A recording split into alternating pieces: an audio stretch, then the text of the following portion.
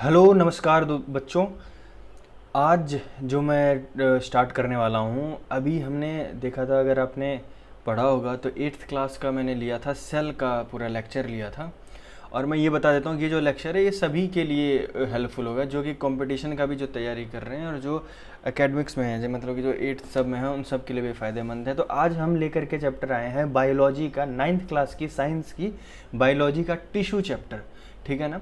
तो इससे पहले कि मैं ये मान करके चल रहा हूँ कि आपने मेरा सेल वाला देख रखा है या आपको सेल के बारे में नॉलेज है, तभी आपको टिश्यू अच्छे से समझ आएगी। ठीक है ना, तभी आपको टिश्यू समझ आएगी।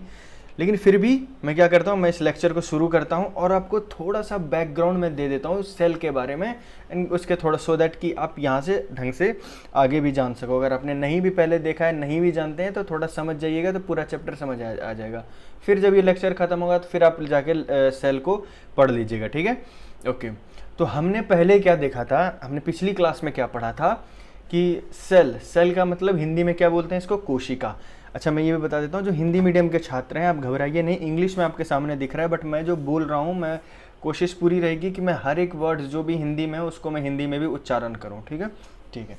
तो चलिए, सेल जो होता है, सेल को हिंदी में क्या कहते हैं, कोशिका। ठीक है।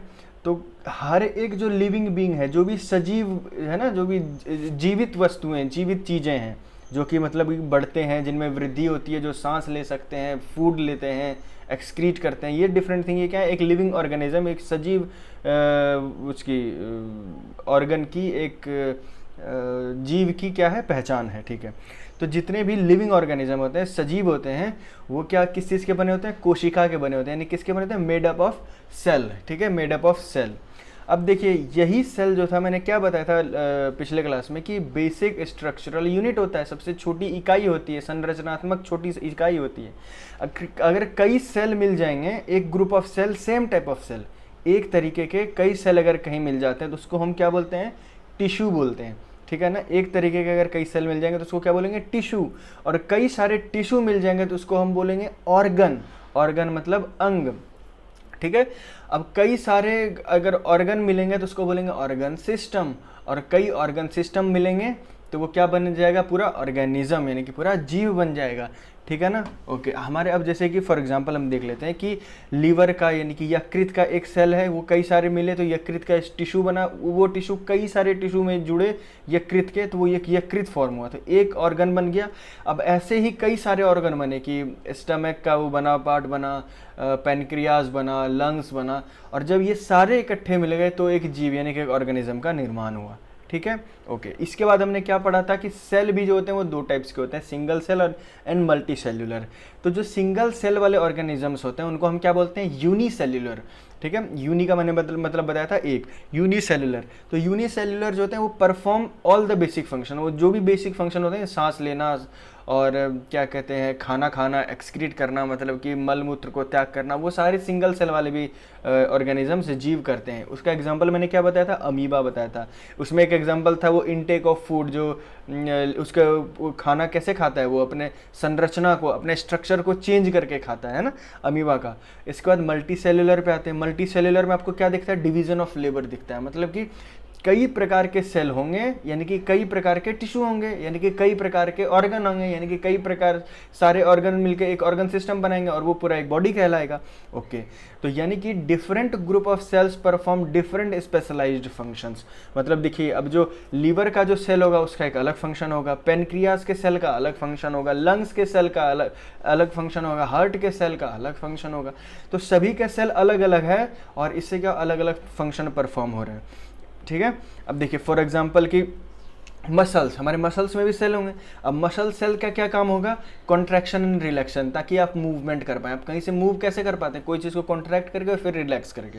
अब या फिर नर्व सेल, जो ब्रेन का सेल है। ठीक है। अब अभी जो मैं आपको पढ़ा रहा हूँ, मुझे जो चीज़ें याद है वो मैं कैसे आपको बता पा रहा हूँ, क्योंकि नर्व सेल के साथ सारा चीज़ कनेक्टेड है, तो वहाँ से मुझे मैसेज मिलता रहता है। Vascular tissues conducts food and water. अब ये वस्कुलर टिश्यू या सेल, नर्व सेल भी कई सारे मिल जाएंगे तो टिश्यू बन जाएगा। तो यहाँ पे टिश्यू और सेल में घबराना नहीं है, कई सारे सेल को हम टिश्यू कहते हैं। वस्कुलर टिश्यू किस में पाया जाएगा, आपके प्लांट्स में पाया जाएगा, जो कि उनका क्या काम होता है, जैसे कि हमने पढ़ा है कि जाइलम अगर फ्लोएम एक होता है, अगर आपने नहीं पढ़ा तो मैं बताता हूँ। एक जाइलम होता है, एक फ्लोएम होता है, मतलब उसका नाम होता है, अभी हम आगे पढ़ेंगे प्लांट टिश्यू में। तो वो क्या करते हैं, फूड एंड वाटर का संवहन करते हैं, कंडक्शन करते हैं, एक जगह से दूसरी जगह ले जाते हैं, ठीक है ना। ओके, तो उसका एक अलग प्रकार का सेल, उसका अलग प्रकार का टिश्यू होगा। तो ये बेसिक था हम लोगों का सेल को लेकर के। तो आज जो हमको पढ़ना है वो पढ़ना है टिश्यू के बारे में। तो टिश्यू जैसे मैंने बताया कि कई सारे cluster of similar types of cell, उसको हम टिश्यू बोलते हैं, ठीक है। अब देखिए टिश्यू जो मेनली होता है ना, टिश्यू जो मेनली होगा, इसको नहीं आना चाहिए था।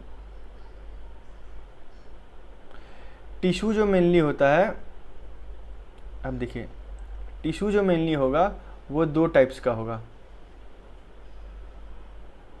एक क्या होगा, प्लांट टिश्यू, और एक होगा एनिमल टिश्यू, है ना। प्लांट हम लोगों से डिफरेंट है ना, हम लोगों से प्लांट अलग है, प्लांट का अलग अलग स्ट्रक्चर है, हम लोगों का अलग स्ट्रक्चर है। तो दो तरीके के टिश्यू होंगे, प्लांट टिश्यू और एनिमल टिश्यू। तो आज हम इस लेक्चर में सिर्फ और सिर्फ प्लांट टिश्यू के ऊपर बात करेंगे। किसके ऊपर बात करेंगे, सिर्फ और सिर्फ प्लांट टिश्यू के ऊपर बात करने वाले हैं, करेक्ट। ओके ठीक है, तो चलिए हम आगे चलें, करेक्ट ठीक है, चलिए आगे चलते। ओके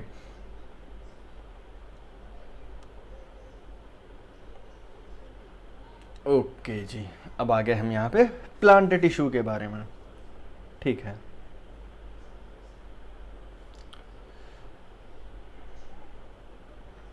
प्लांट टिश्यू मैं थोड़ा ऐसा कर लेता हूँ, ये ढक रहा है वहाँ पे।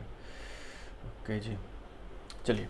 तो प्लांट टिश्यू का मतलब क्या हुआ, प्लांट के सेल्स का जो क्लस्टर होगा उसकी आज हम बात करने वाले हैं, ठीक है।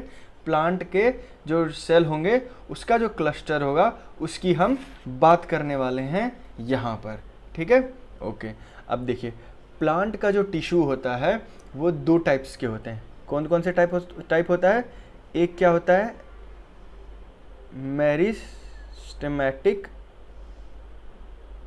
ठीक है, और एक क्या होता है परमानेंट। एक क्या होता है परमानेंट, एक होता है मेरिस्टेमेटिक, ठीक है। एक इससे आप क्या अंदाज़ा लगा सकते हैं कि ये दूसरा वाला क्या होगा, टेम्पररी होगा, ये ज़्यादा देर तक वहाँ रहेगा नहीं, कुछ ऐसा एग्जैक्टली नहीं है, बट हाँ उससे आप रिलेट थोड़ा कर सकते हैं। तो प्लांट टिश्यू कितने प्रकार के होते हैं, दो प्रकार के, परमानेंट प्लांट टिश्यू और मेरिस्टेमेटिक प्लांट टिश्यू, ठीक है। अब आ जाते हैं, हम बात करेंगे किसकी, अच्छा मैं ये बता देता हूँ, मेरिस्टेमेटिक को हिंदी में कहते हैं विभज्योतक।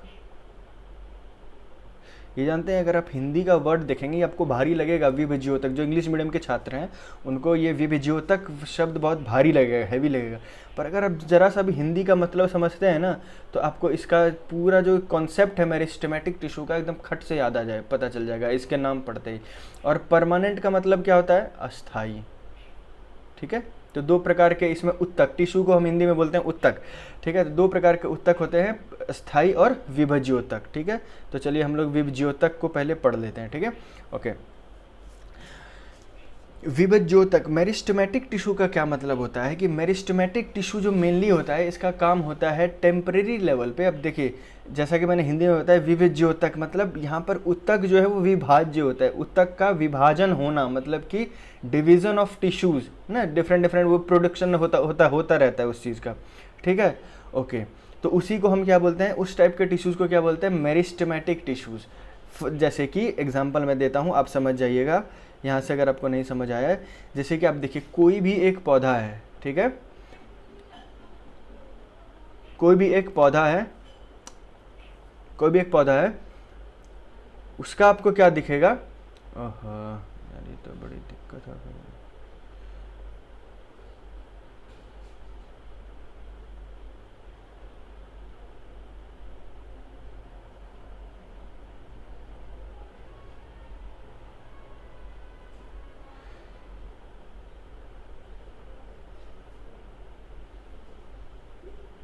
देखिए कोई भी अगर एक पौधा है उसका क्या होगा, एक टिप वाला पोर्शन होगा, एक यहाँ पे आप दिख रहे होंगे तीन आपको लाइंस दिख रही हैं।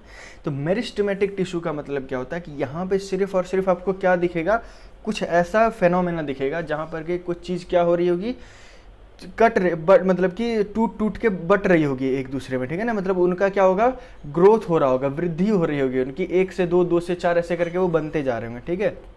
हम देखिए मेरिस्टेमेटिक टिश्यू जो होता है वो 3 टाइप्स के होते हैं, एपिकल, दूसरा होता है इंटरकैलरी, तीसरा होता है लेटरल। एपिकल को हिंदी में कहते हैं शीर्षस्थ, शीर्षस्थ विभज्योतक, इंग्लिश में एपिकल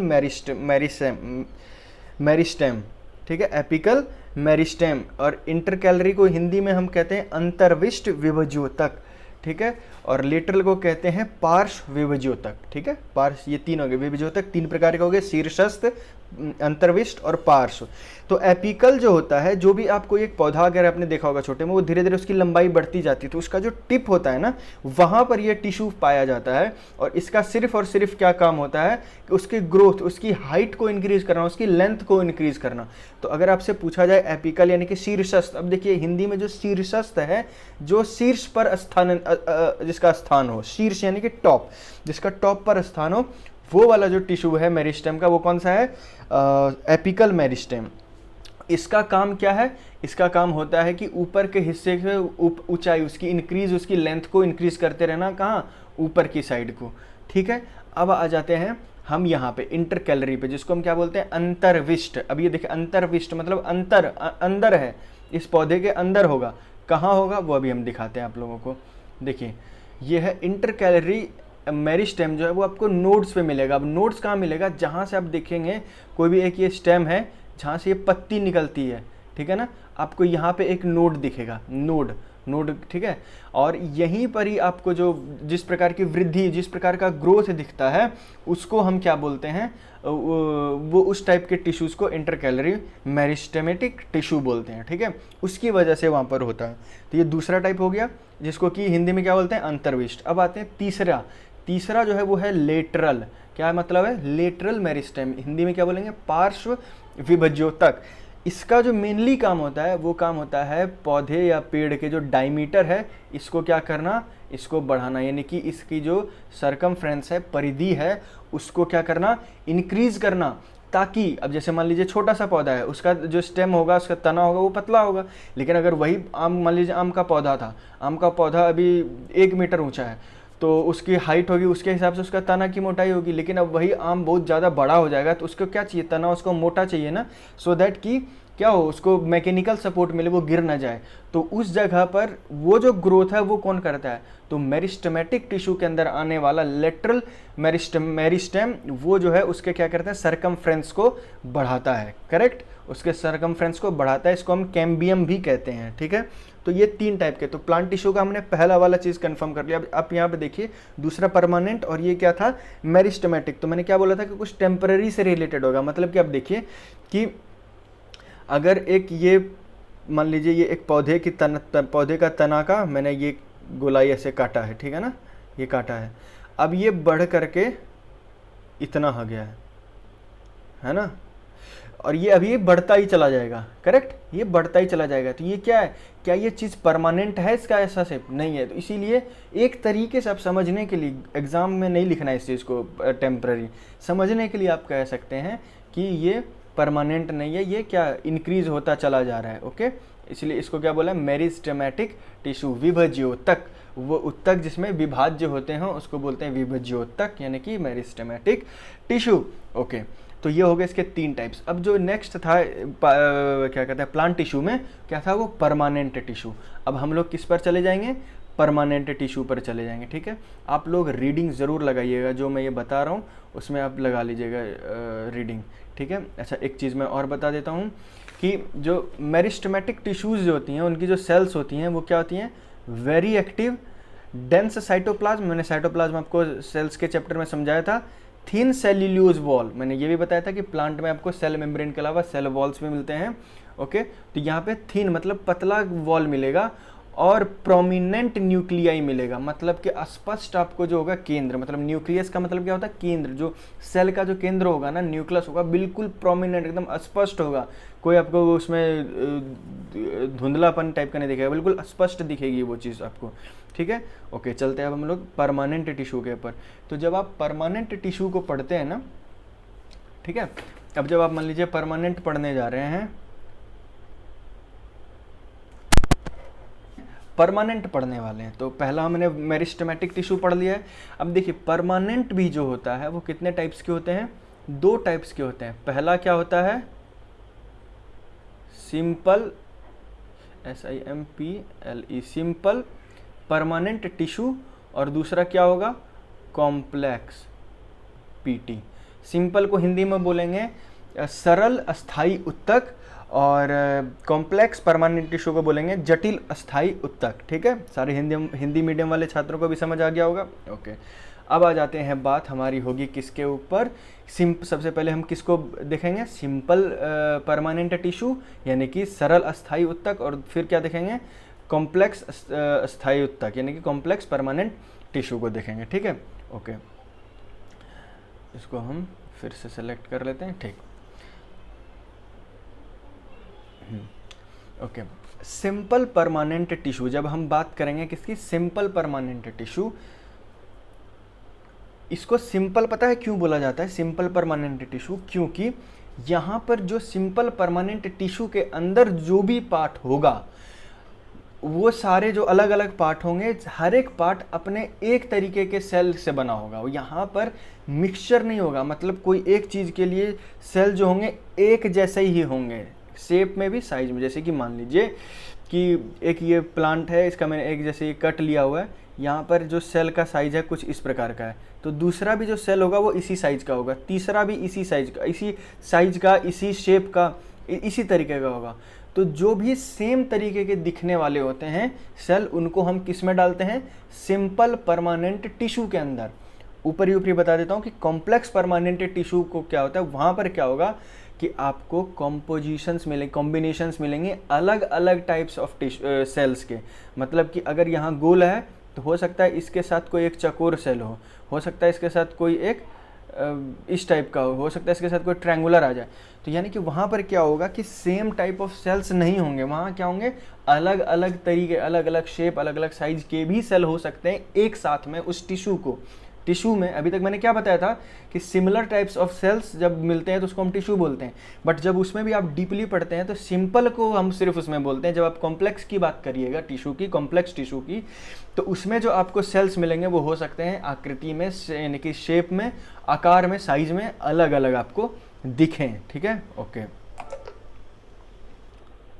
आपको अलग अलग साइज के दिखें। ठीक है, तो ये था सिंपल एंड परमानेंट। अब हम पढ़ लेते हैं सिंपल को, पढ़ लेते हैं, फिर कॉम्प्लेक्स को पढ़ लेंगे। सिंपल परमानेंट और कॉम्प्लेक्स परमानेंट हम लोग पहले क्या करेंगे, सिंपल को पढ़ लेते हैं। सिंपल को जब हम पढ़ते हैं ना, ठीक है, सिंपल परमानेंट टिश्यू, तो सिंपल परमानेंट टिश्यू क्या होंगे, 3 टाइप्स के होंगे।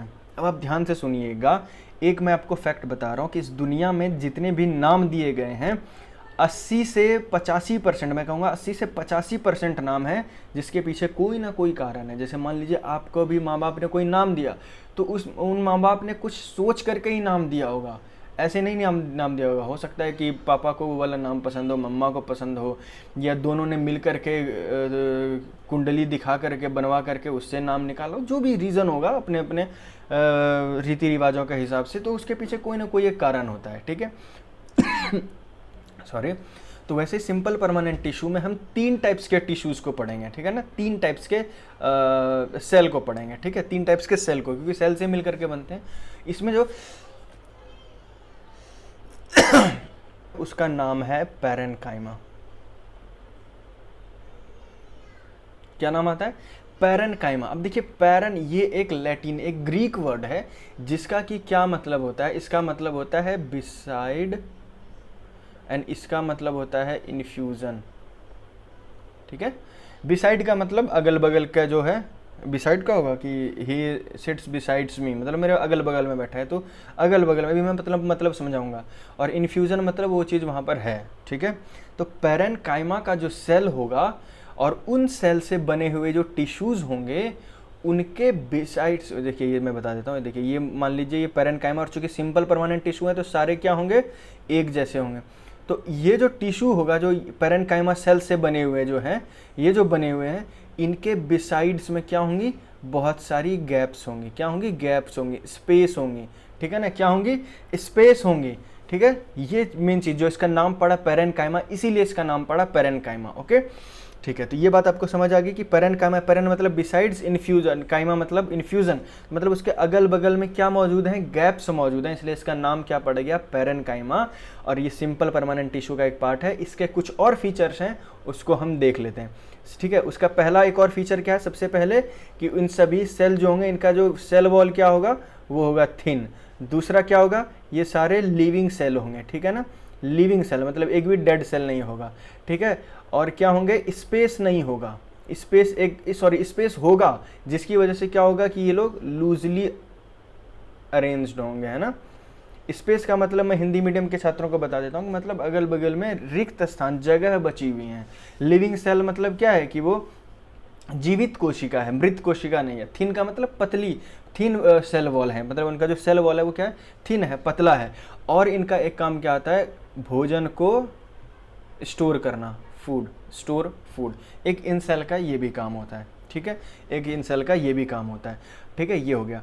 तो सिंपल परमानेंट टिश्यू में हमने अभी क्या पढ़ा, हमने पढ़ा पेरेन्काइमा। पेरेन्काइमा नाम क्यों पढ़ा, क्योंकि पेरेन का मतलब होता है बिसाइड्स, काइमा का मतलब होता है इन्फ्यूजन, तो इसके अगल बगल में क्या इन्फ्यूज रहता है, इस बिसाइड्स मतलब जगह है, रहती है वहाँ पे इनके, और इसलिए इसका नाम पेरेन्काइमा पड़ा। इनके सेल वॉल थिन होते हैं, लिविंग सेल्स होते हैं और लूजली अरेंज्ड होते हैं, मतलब स्पेस होता है और ये फूड स्टोर करते हैं। इसमें भी पेरेन्काइमा में भी अगर उस पेरेन्काइमा सेल में अगर क्लोरोफिल मौजूद है, क्या है, क्लोरोफिल, क्लोरोफिल, इसी की वजह से आपको जो प्लांट के ग्रीन कलर दिखते हैं ना, इस पिगमेंट की वजह से दिखते हैं जो कि उनमें होते हैं, पत्तों में होते हैं, ठीक है, क्लोरोफिल। अगर उसमें क्लोरोफिल है तो पेरेन्काइमा को हम क्लोरेन्काइमा भी तब बोलते हैं, क्लोरेन्काइमा। ध्यान से देखिएगा, यहाँ पे CHLO है, क्रोलेन्काइमा। क्लोरोफिल से क्लोर लिया गया और एनकाइमा यहाँ से लिया गया, तो क्लोरेन्काइमा। अगर पेरेन्काइमा में क्या कहते हैं, क्लोरोफिल प्रेजेंट है तो उस जिससे कि वो क्या कर रहा है, फोटोसिंथेसिस कर रहा है और फूड बना लेता है, उसको हम क्या बोलेंगे तब, क्लोरेन्काइमा। लेकिन अगर पेरेन्काइमा में लार्ज एयर कैविटी है, मतलब वायु के लिए रिक्त स्थान बहुत ज़्यादा है, मतलब वायु की उपस्थिति बहुत ज़्यादा है, तो उसको हम क्या बोलेंगे, एरेन्काइमा।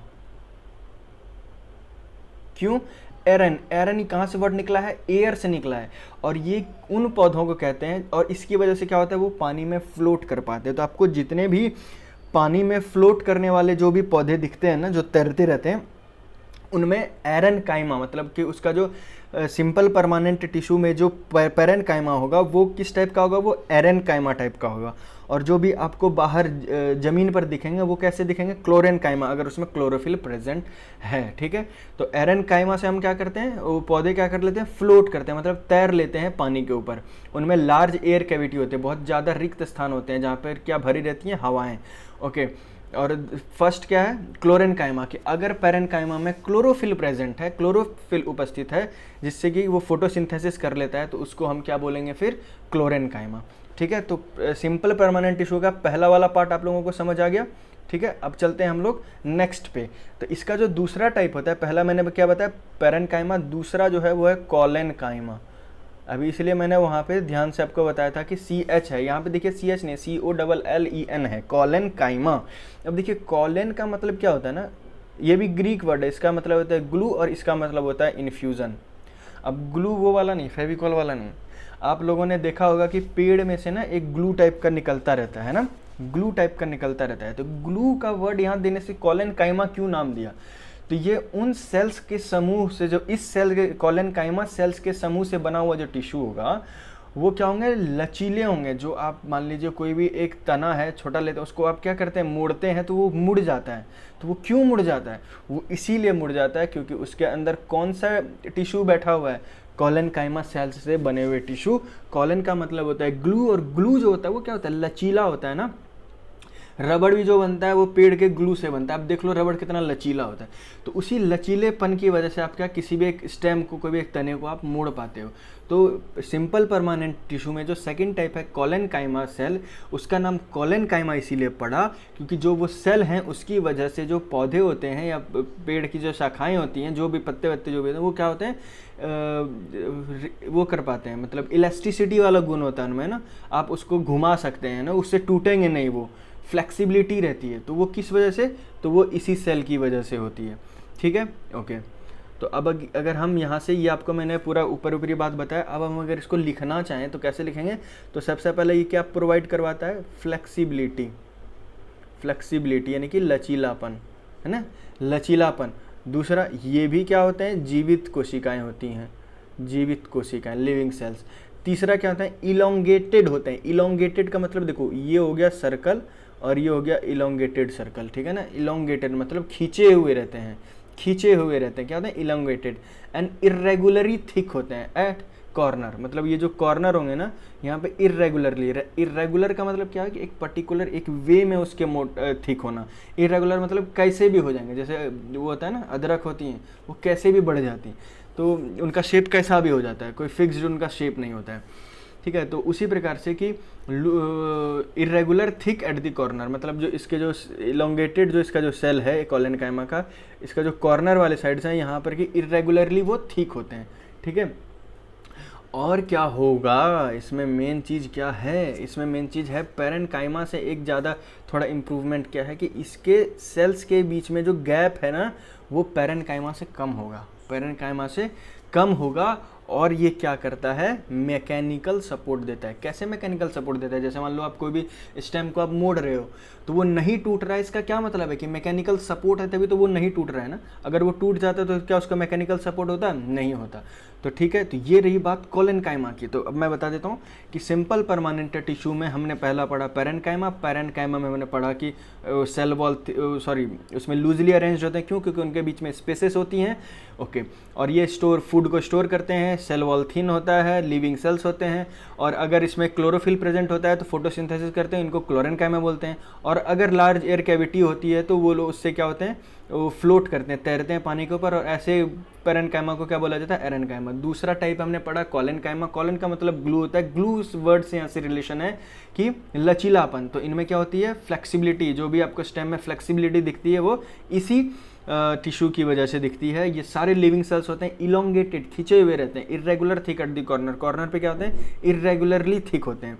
ठीक है ना, और इनमें अंदर में एक से दूसरे कोशिका, अंतर कोशिकाएं जो के बीच में जो जगह है वो कम होती है। ठीक है, और ये मैकेनिकल सपोर्ट्स प्रोवाइड करवाते हैं। अब इसके बाद आ जाता है तीसरा, उसका नाम क्या है, तीसरे का नाम है स्क्लेरेनकाइमा, स्क्लेरेनकाइमा। अब स्क्लेरन, इसका जो मतलब होता है, इसका मतलब होता है हार्ड, और काइमा का मतलब इन्फ्यूजन। अब देखिए यहाँ पे जैसे आपको हार्ड मिला तो सिंपल सीधी सी बात आ जाएगी कि पौधों में जो हार्डनेस और स्टिफनेस है वो किस टिश्यू की वजह से आ सकती है, तो वो है स्क्लेरेनकाइमा की वजह से आ सकती है। ठीक है, जो कि सिंपल परमानेंट टिश्यू की हम बात कर रहे हैं, तो उसकी वजह से हार्डनेस एंड स्टिफनेस। अब ऐसा तो नहीं है ना कि पूरा जो पेड़ है वो एकदम बिल्कुल लचीला ही होता है, ऐसा नहीं होता, थोड़ा हार्ड भी होता है ना। तो वो जो हार्डनेस है वो किसकी वजह से होता है, स्क्लेरेनकाइमा की वजह से। तो अगर आपको स्क्लेरन का मतलब पता चल जाए हार्ड, तो आप पूरा इसका कॉन्सेप्ट समझ जाएंगे ना। तो मेरा मेन मकसद ही यही है कि आप वर्ड जो है उसका जो ओरिजिन है उसके पीछे जाइए, कहाँ से शुरू हुआ, क्यों वही नाम लिया स्क्लेरेनकाइमा, यहाँ राम श्याम घनश्याम क्यों नहीं लिखा गया, यही क्यों लिखा गया, तो उसके पीछे जाएंगे तो आपको सारा चीज़ क्लियर हो जाएगा कि स्क्लेरन का मतलब होता है हार्ड, काइमा का मतलब होता है, इनकाइमा का मतलब होता है इन्फ्यूजन, तो मतलब वहाँ पे हार्डनेस है, जो उसमें हार्डनेस है उसकी जो टिश्यूज़ है उसकी खासियत क्या है, हार्डनेस, और इसी की वजह से पेड़ों में क्या होती है, हार्डनेस होती है, तो इसीलिए उसका नाम क्या पड़ गया, स्क्लेरेनकाइमा, और ये भी एक लैटिन ग्रीक वर्ड है। ठीक है, ओके। अब देखिए, अब इसके हम कुछ फीचर्स देख लेते हैं। ठीक है ना, तो सबसे पहला जो ये अलग है इन दोनों से, इनके क्या होते हैं, डेड सेल होते हैं। अब आपने देखा होगा कि जो पेड़ के बाहर के जो होते हैं पोर्शन जो होते हैं, बाहर के या कॉर्क सब जो होते हैं, वो क्या होते हैं, डेड सेल्स होते हैं ना। हार्डनेस तो उसी की वजह से आती है ना, हार्डनेस उसी की वजह से आती है, तो वो क्या होते हैं, डेड सेल्स होती हैं। तो अभी तक जो पैरेन्काइमा एंड कोलेनकाइमा पढ़ा था वो क्या थे, लिविंग सेल्स थे, और ये क्या है, डेड सेल है। ठीक है, और दूसरा क्या है, इनके जो सेल होंगे वो क्या होंगे, लॉन्ग होंगे, वो था इलोंगेटेड, मतलब खींचा हुआ था। ये लंबे होंगे, कैसे होंगे, ये लंबे होंगे। और नैरो होंगे, मतलब पतले पतले होंगे, मोटे मोटे नहीं, पतले पतले होंगे। अब इसका मैं एक एग्जांपल आपको देने वाला हूँ। क्या होंगे, लॉन्ग, लंबे होंगे, नैरो मतलब पतले होंगे, ठीक है। ओके, और क्या होगा इसका, और इसमें बिल्कुल भी स्पेस नहीं होगा एक सेल से दूसरे सेल के बीच में, ठीक है। तो इसी की वजह से इसका हार्डनेस आता है। जो हार्ड मटेरियल्स होते हैं, जो ठोस होते हैं, जो सॉलिड्स होते हैं, उनमें एटम्स के बीच में क्या गैप होता है, नहीं होता है। उसी प्रकार से जो स्क्लेरेंकाइमा टिश्यू होता है, इनके सेल्स के बीच में गैपिंग नहीं होती है। इनका जो सेल वॉल होगा वो क्या होगा, थिक होगा, यानी कि इनका सेल वॉल कैसा होगा, मोटा होगा, ठीक है। ओके, इसका सेल वॉल क्यों क्या होता है, मोटा होता है। और ये मोटा होने का वजह जानते हो क्या, ये एक बहुत ही इंपॉर्टेंट चीज़ बता रहा हूँ जो कि एग्जामिनेशन में पूछा जा सकता है। वो होता है एक लिग्निन मटेरियल की वजह से। सेल वॉल क्यों मोटा होता है, लिग्निन मटेरियल की वजह से। क्या क्या होता है, लिग्निन मटेरियल। तो लिग्निन मटेरियल क्या होता है, एक केमिकल सब्सटेंस होता है जो उसमें मौजूद होता है, लिग्निन, ठीक है ना, लिग्निन, राइट, ये याद रखिएगा, लिग्निन। ओके, अब देखिए, अच्छा, अब आपसे हम अगर ये पूछें कि स्क्लेरेंकाइमा टिश्यू आपको कहाँ मिलेगा स्क्लेरेंकाइमा टिश्यू आपको कहाँ मिलेगा, तो तना पे, तने के ऊपर मिलेगा, यानी कि स्टेम, वस्कुलर बंडल्स, जो नसें होती है ना संवहन के लिए, वस्कुलर बंडल्स, संवहन बंडल्स, या वीन्स ऑफ द लीफ, जो वीन्स ऑफ लीफ होती है ना, वीन्स ऑफ लीव्स, यानी कि शिराएं, किसकी शिराएं, पत्तियों की शिराएं, उसके ऊपर होगा। या फिर छिलके, किसके, बीज और फ्रूट्स के जो होते हैं, फल और बीज के जो छिलके होते हैं ना, आपको उसके ऊपर ये दिखेंगे, होते हैं ना, कड़े होते हैं ना। अब दिखेगा जहाँ से जिस जिसका मैं एग्जांपल ले रहा हूँ वहाँ सारे ये क्या होंगे, हार्ड होंगे, वहाँ पे हार्डनेस मिलेगा आपको। आपको क्या कहते हैं, स्टेम हार्ड मिलेगा, वस्कुलर बंडल्स हार्ड मिलेंगे, जो पत्तियों का जो शिरा, वीन्स जो होता है वो भी आपको हार्ड मिलेगा। कवरिंग जो होती है, मतलब जो बीज और फ्रूट की जो कवरिंग होती है, चाहे आप एप्पल खा रहे हैं, एप्पल का जो ऊपर का जो पोर्शन है, या आप कुछ और खा रहे हैं, मान लीजिए गुआवा खा रहे हैं, तो ऊपर का जो पोर्शन, जो छिलका है वो कड़ा होता है ना, तो वो इसी की वजह से होता है।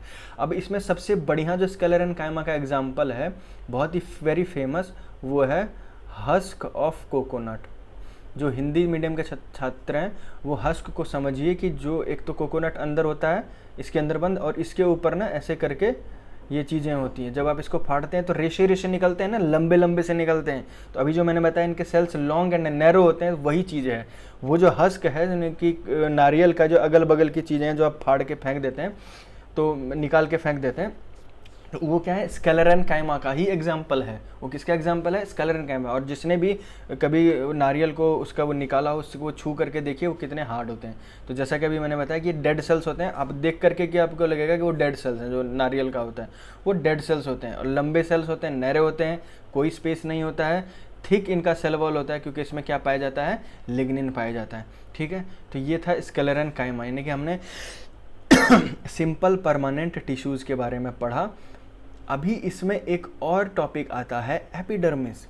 अब अच्छा, ये यहाँ पे फोटो लगा हुआ है, आप देख सकते हैं, ये देखिए, हल्के में बता देता हूँ मैं, ये रहा, आप यहाँ पर देखिए, देखिए इसके जो सेल्स हैं, इसके बीच में बड़े बड़े सेल है ना, इनके बीच में गैप ज़्यादा है। इसको पेरेन्काइमा, इसके ठीक ऊपर कॉलेनकाइमा, और सबसे ऊपर क्या है, एपिडर्मिस। एपिडर्मिस, ठीक है ना, डर्मिस, डर्म का मतलब क्या होता है, चमड़ा। एपिडर्मिस तो बाहरी ऊपर जिस सरफेस है उसकी हम बात कर रहे हैं। अब हम किसकी बात करेंगे, तो एपिडर्मिस की बात करेंगे। चूँकि हम क्या पढ़ रहे हैं यहाँ पे, टिश्यूज़ पढ़ रहे हैं ना, तो एपिडर्मिस भी तो किसी चीज़ से मिलकर बना होता है, ठीक है। एपिडर्मिस भी तो आता है, सबसे पहले क्या होगा, पेरेन्काइमा, फिर कॉलेनकाइमा, ठीक है, और उसके बाद क्या मिल रहा है हमको, एपिडर्मिस मिल रहा है, ठीक है। ओके, तो हम लोग आगे चलते हैं। एपिडर्मिस, तो एपिडर्मिस जो होता है, अच्छा यहाँ पे मैं दिखा देता हूँ आपको, ये देखिए, ये है पेरेन्काइमा, कॉलेनकाइमा, स्क्लेरेंकाइमा, ये दोनों स्क्लेरेंकाइमा है, ठीक है। सी का 1 स्क्लेरेंकाइमा, ये ट्रांसवर्स सेक्शन है, ये स्क्लेरेंकाइमा। आपको यहाँ दिख रहा होगा, ये थोड़े गैप्स दिख रहे हैं, यहाँ पे आपको उनसे कम गैप दिखेगा, और यहाँ बिल्कुल भी नहीं दिखेगा। ये हार्ड होगा, ये उससे थोड़ा सा सॉफ्ट होगा, और ये बिल्कुल कम सॉफ्ट होगा। सॉफ्ट का मतलब इसमें क्या होंगे, लूजली अरेंज्ड होंगे सेल्स जो होंगे, ठीक है। ओके, सो हम नेक्स्ट पर चलते हैं। नेक्स्ट जो मेरा टॉपिक है, जो मैंने भी बताया कि एपिडर्मिस बताना है आप लोगों को। एपिडर्मिस कुछ नहीं है, जो किसी भी चीज़ का बाहरी वाला परत होता है ना, चमड़ा वाला पोर्शन, उसी को हम एपिडर्मिस बोलते हैं। ठीक है। जो outermost layer of the cell होती है, कोई भी सेल का जो आउटर मोस्ट लेयर है उसको हम क्या बोलते हैं, एपिडर्मिस बोलते हैं। और जो ये एपिडर्मिस है ये किससे बना होता है, सिंपली ज़्यादातर केसेस में एक परत की कोशिकाओं से, यानी कि single layer of this cell से बने होते हैं, ज़्यादा लेयर्स नहीं होंगे, एक ही लेयर होगा उसका। ठीक है। आप जब कभी आपने पत्ती लिया हो, पत्ती को ऐसे मसड़ देंगे, उसको आप ऐसे निकालेंगे ना तो एक परत सी निकलेगी, जो परत है वो सबसे ऊपर होती है, वो एक सेल्स की परत होती है और उसी को हम एपिडर्मिस बोला जाता है। ठीक है ना। और ये जो एपिडर्मिस मिलेगा आपको, ये एपिडर्मिस कहाँ मिलेगा, वो एरियल पार्ट में भी और जो नीचे वाले पार्ट होंगे, मतलब एक जड़ में भी और तना, दोनों में भी आपको मिलेंगे।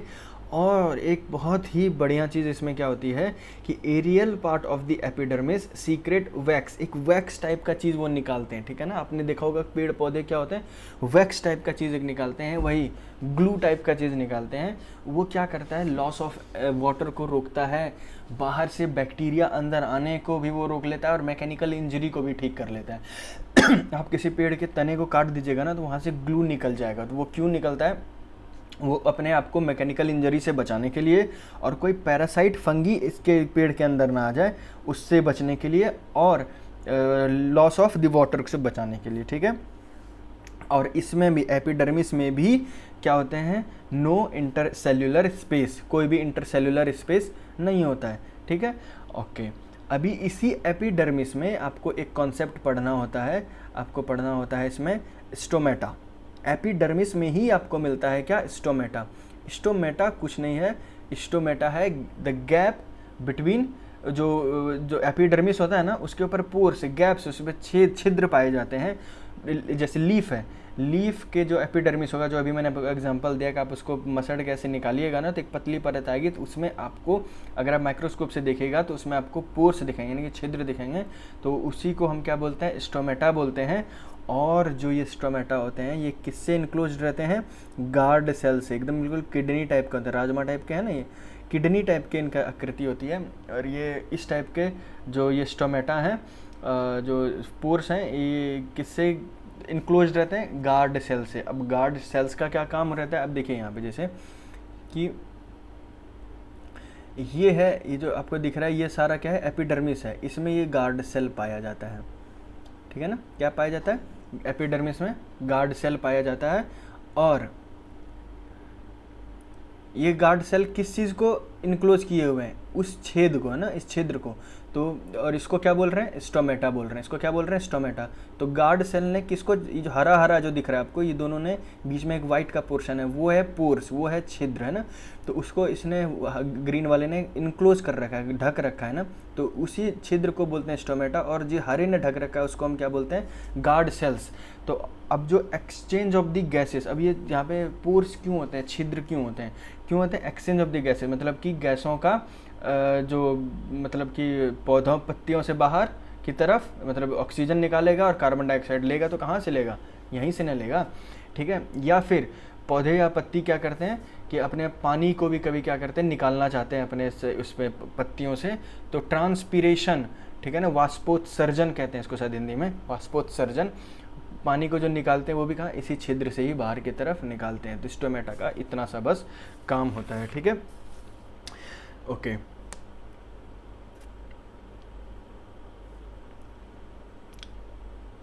तो एपिडर्मिस हमने क्यों पढ़ा, तो ये स्टोमेटा को पढ़ने के लिए कहाँ पाया जाता है, एपिडर्मिस के ऊपर पाया जाता है। डेजर्ट्स में जो मरुस्थलीय जो पौधे होते हैं ना, उनमें एक ना क्यूटीन टाइप का ना कोटिंग पाया जाता है एपिडर्मिस के ऊपर। किस टाइप का कोटिंग पाया जाता है, क्यूटीन। ठीक है ना,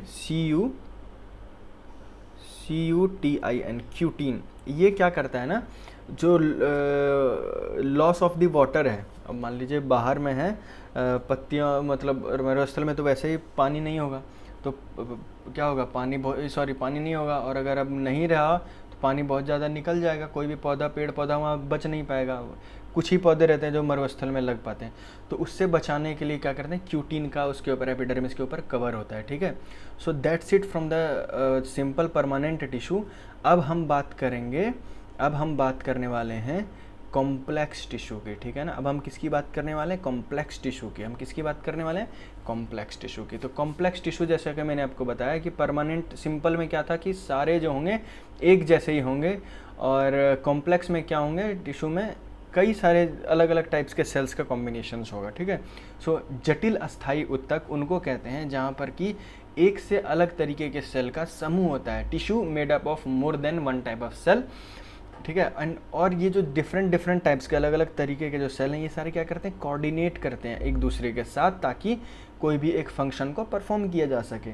फॉर एग्जांपल कि जैसे कि मान लीजिए अभी मैंने मसल सेल का एग्जांपल दिया था कि आपको मूवमेंट करना है तो मसल कॉन्ट्रैक्ट एंड रिलैक्स होगा, तो चूंकि वहाँ पर तो सिर्फ एक ही सेल होंगे, muscle cell, but for example कि मान लीजिए वहाँ कई सारे सेल्स होंगे मौजूद, कई टाइप के सेल्स होंगे, तो ये जो वर्ड अभी मैं लाइन बोला कि सभी सेल एक दूसरे से कोऑर्डिनेट करते हैं ताकि फंक्शन को परफॉर्म किया जाए। यहाँ फंक्शन क्या है कि मैं मूवमेंट कर पाऊँ, मूवमेंट करने के लिए contraction and रिलैक्शन of the muscles चाहिए। अब मसल्स में अगर कई सारे सेल्स पा रहे हैं तो वो सेल्स क्या करेंगे, एक दूसरे से कोऑर्डिनेट करेंगे कि हाँ कॉन्ट्रैक्ट करो, अब रिलैक्स करो, कॉन्ट्रैक्ट करो, रिलैक्स करो।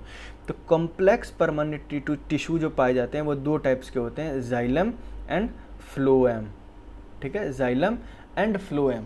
जाइलम जो होते हैं और ये दोनों ही कंडक्टिंग टिश्यू हैं, मतलब कि इसमें क्या होते हैं, कुछ चीज़ें जाती रहती हैं, आती रहती हैं, कुछ जाता है कुछ आता है, मतलब कुछ कंडक्ट करते हैं ये लोग, है ना, कंडक्ट करते हैं। और इनमें क्या होते हैं, वस्कुलर थिंग्स होती हैं, वस्कुलर बंडल्स होते हैं, संवहन बंडल्स होती हैं इसमें, राइट, ओके। अब देखो इसमें आपको ज़्यादा कुछ नहीं जानना है, बस इतना ही जानना है। अब देखिए जाइलम जो होता है ना, जाइलम भी कई प्रकार के होते हैं। जाइलम का जो टिश्यू है उसमें कई तरीके के सेल होंगे। एक होता है ट्रैकाइड सेल, क्या होता है, ट्रैकाइड, और ये जो होगा, और एक होगा वेसल। ये दोनों जो सेल होंगे ना, ये होंगे, इनका जो वॉल होगा वो थिक होगा, ये आपको याद करना पड़ेगा, थिक होगा। और इनका जो स्ट्रक्चर होगा वो ट्यूब्यूलर टाइप का होगा। किस टाइप का होगा, ट्यूब्यूलर, मतलब ट्यूब टाइप का, है ना, ट्यूब टाइप का। आप ये देखो यहाँ पर जैसा है, ये रहा, ये ट्यूब टाइप का इसका स्ट्रक्चर होगा। किस टाइप का, ट्यूब टाइप का स्ट्रक्चर, ट्रैकॉइड एंड ये वेसल। ये किस में पाया जाता है, जाइलम में पाया जाता है, ठीक है। इसमें एक सेल होगा जाइलम पैरेन्काइमा। जाइलम पैरेन्काइमा उसका क्या काम होता है, स्टोर फूड, जैसा कि मैंने पैरेन्काइमा में भी बताया था, स्टोर फूड उसका काम होता है। तो जाइलम पैरेन्काइमा का क्या होता है, स्टोर फूड। एक और जो चौथे प्रकार का होगा वो होगा जाइलम फाइबर। जाइलम फाइबर इसका बस काम होता है मैकेनिकल सपोर्ट देना उस पूरे पोर्शन को, ठीक है। और सिर्फ ये फाइबर वाले जो सेल्स होती हैं ये इसमें जाइलम में, मतलब कि कॉम्प्लेक्स परमानेंट टिश्यू के जाइलम में डेड होती है, बाकी सारे लिविंग्स होती हैं, ठीक है, ओके। इसमें एक बात और आप नोट कर लीजिए कि जो जाइलम होता है वो यूनिडायरेक्शनल होता है, यूनिडायरेक्शनल होता है। अब यूनि से क्या मतलब बताया था मैंने, एक डायरेक्शन मतलब दिशा, तो एक दिशा होती है इसकी, मतलब कि जो संवहन है ना, फ्लो है, कोई भी चीज़ का फ्लो वो एक ही तरफ हो सकता है, दूसरी तरफ नहीं हो सकता है, ठीक है ना, मतलब जिस रास्ते से गया है उस रास्ते से वापस वो नहीं आ सकता। तो जाइलम जो होता है वो यूनिडायरेक्शनल होता है। अब हम दूसरा मैंने क्या बताया था, फ्लोएम। अच्छा मैं ये भी बता देता हूँ कि जाइलम जो होते हैं वो मेनली मुख्य रूप से हमारे क्या करते हैं, वाटर का ट्रांसपोर्टेशन करते हैं, ज़मीन से वाटर लेकर के पूरे बॉडी तक पहुंचा देते हैं।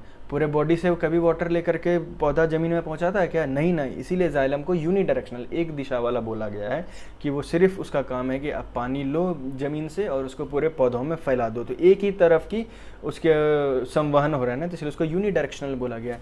दूसरा आ जाता है फ्लोएम। दूसरा क्या आ जाता है, फ्लोएम। फ्लोएम में भी 5 प्रकार के सेल्स होते हैं, ठीक है। कितने प्रकार के होते हैं, 5 प्रकार के सेल्स होते हैं। अच्छा हाँ ठीक है, 5 प्रकार के सेल्स होते हैं। पहला क्या है, सीव सेल, सीव ट्यूब, एक होता है कंपेनियन सेल, अभी इसकी हिंदी में बता रहा हूँ, कंपेनियन सेल। अभी 3 है, 3 को पहले हम देख लेते हैं, फिर आगे 2 पे हम लोग चलते हैं, ठीक है ना। सीव सेल्स को बोलेंगे चालनी कोशिका, इसको बोलेंगे चालनी नलिका, इसको बोलेंगे साथी कोशिका, ठीक है ना। सीव ट्यूब जो होगा ना, जैसे कि ट्यूब आपको सुनने में ही लग रहा है कि ये किस फॉर्म में होंगे, ये ट्यूबुलर फॉर्म होंगे, ट्यूब फॉर्म में होंगे। ट्यूब वाला वो आते हैं ना, क्रीम सब आती है जो बोलते हैं हम जाकर ट्यूब वाला चाहिए, किस टाइप का होता है, ट्यूब सिलेंड्रिकल शेप का होता है, ट्यूब टाइप का होता है, ठीक है। और इसमें किस प्रकार के वॉल्स होते हैं, सीव ट्यूब में परफोरेटेड वॉल्स होती है, यानी कि छिद्रित भित्ति होती है। छिद्रित मतलब उसमें छेद होते हैं। जो सीव ट्यूब होगा, फ्लोएम का जो सीव ट्यूब वाला सेल होगा, उसमें क्या होंगे, छिद्र होंगे, क्या होंगे, छिद्र होंगे, परफोरेटेड वॉल्स होंगे। आप देख लीजिए इसमें दिखाया भी होगा आपको, ये दिख रहा है ना यहाँ पे, ये रहा सीव ट्यूब और यहाँ पे देखिए छिद्र आपको मिल जाएंगे। ठीक है, तो ये हो गया सीव ट्यूब के बारे में। अब फ्लोएम का क्या काम होता है, फूड को ठीक है ना, फूड को एक जगह से दूसरी जगह ट्रांसफ़र करना। अब जैसे कि मान लीजिए पत्तियों में फूड बना, उसको पूरे शरीर में फैलाना। ठीक है, पूरे शरीर में ले जाना, लाना और ले जाना। ठीक है ना, लाना और ले जाना। कुछ फूड, कुछ हमें उसको जो प्रोटीन वाइटामिन्स हैं, प्रोटीन्स हैं, वो ज़मीन से भी मिलते हैं, तो वो वहाँ से भी ले करके दूसरे जगहों तक पहुँचाता है। ठीक है ना, तो इसको याद कैसे करना है वो मैं आपको बता देता हूँ। Phloem, P for protein. Protein कहाँ से मिलता है, तो फूड से। तो हम सिंपली कह सकते हैं कि फ्लोएम जो है वो फूड का ट्रांसपोर्टेशन करता है, और और जाइलम जो है, जाइलम किस चीज़ का करता है, SYLAM, जाइलम ये वाटर का करेगा। ज़मीन से वाटर लिया और सब में पहुंचा दिया, वापस नहीं आना है। बट फ्लोएम जो है वो क्या करेगा, ज़मीन से लेगा, विटामिन्स भी लेगा, प्रोटीन्स भी लेगा और उसको पूरे पौधों तक पहुंचाएगा, और पत्तियों ने जो खाना बनाया उसको भी पहुंचाएगा। तो ये हो गया कॉम्प्लेक्स परमानेंट टिश्यू, जिसके कि 2 टाइप्स थे, जाइलम एंड फ्लोएम। तो एक बार मैं आपको चीज़ फिर से रिकॉल करवा देता हूँ शुरू से, कि 2 टाइप्स के टिश्यू थे, प्लांट टिश्यू, एनिमल टिश्यू। हमने प्लांट टिश्यू को पढ़ा। प्लांट टिश्यू में सबसे पहले हमने मेरिस्टेमेटिक टिश्यू को पढ़ा, और उसमें वो 2 टाइप्स के होते हैं, मेरिस्टेमेटिक एंड परमानेंट। मेरिस्टेमेटिक में हमने 3 टाइप्स पढ़ा, एपिकल, इंटरकैलरी एंड लेटरल, और परमानेंट में सिंपल एंड कॉम्प्लेक्स। ठीक है ना, एपिकल सबसे ऊपर के टिप को आगे बढ़ाता है, इंटरकैलरी में जो नोड्स होता है वहाँ पर वृद्धि करता है, और लेटरल जो होता है वो उसकी परिधि को, यानी कि उसके सरकमफ्रेंस को बढ़ाता है। उसके बाद आ जाते हैं परमानेंट पे। परमानेंट 2 टाइप का था, simple permanent tissue and complex permanent tissue. Simple उसको बोलते हैं जहाँ कि क्योंकि वहाँ पे सारे सेल जो हैं वो एक ही तरीके के होते हैं, एक ही टाइप से होते हैं, उसको हम सिंपल परमानेंट टिश्यू बोलते हैं। ये 3 टाइप्स के थे, parenchyma, collenchyma and sclerenchyma. Parenchyma भी 2 टाइप्स के होते थे, क्लोरेन्काइमा एंड एरेन्काइमा। और फिर उसके बाद हमने कोलेनकाइमा पढ़ा, फिर हमने स्क्लेरेन्काइमा पढ़ा। ये हो गया सिंपल। फिर उसके बाद आगे हम कॉम्प्लेक्स परमानेंट टिश्यू पे, तो इसमें हमने 2 टाइप्स के पढ़े, कि जाइलम एंड फ्लोएम। कॉम्प्लेक्स इसको क्यों बोलते हैं, क्योंकि यहाँ पे कई तरीके के सेल एक जगह पे एक टिश्यू में मौजूद रहते हैं। ठीक है, और वो सारे क्या करते हैं, एक दूसरे से कोऑर्डिनेट करके वर्क को परफॉर्म करते हैं। सो अभी यहाँ तक है। नेक्स्ट क्लास में हम लोग जानेंगे एनिमल टिश्यूज़ के बारे में। तो आपको मैंने प्लांट टिश्यू पूरा करवा दिया है। आई होप कि आपको समझ आया होगा। अगर समझ आया है तो प्लीज़ लाइक शेयर ज़रूर करिएगा। So thank you very much, मिलते हैं अगले क्लास में।